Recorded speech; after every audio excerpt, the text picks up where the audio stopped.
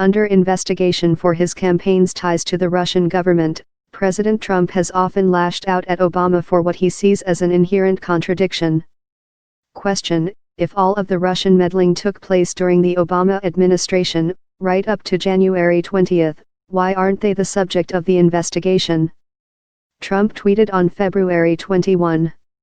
Why didn't Obama do something about the meddling?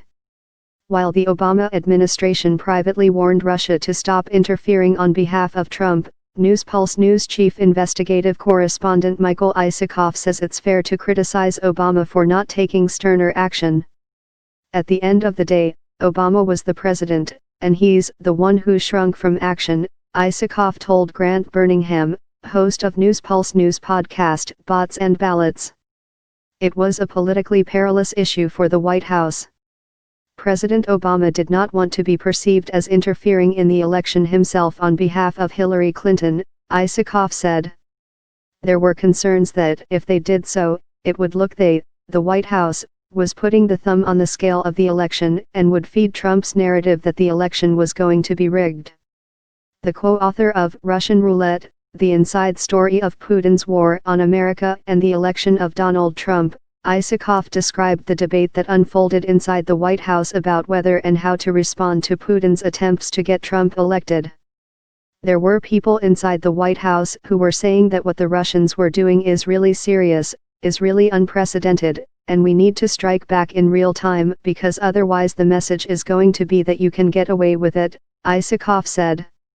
Suggestions ranged from launching denial-of-service attacks on Russian news sites to shutting down some of the online personas, such as Guccifer 2.0, and spreading U.S. government intelligence to expose corruption in Putin's government. Ultimately, Obama's national security advisor, Susan Rice, ordered those looking into possible retaliation against Moscow to stand down, Isikoff said, thinking that if any of the efforts became public they would tie the president's hands.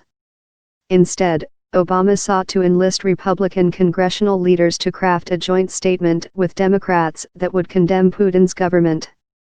The Obama folks did not want any public statement they made about what the Russians were doing to look partisan, Isikoff said, because they were afraid that Trump would use it for political effect.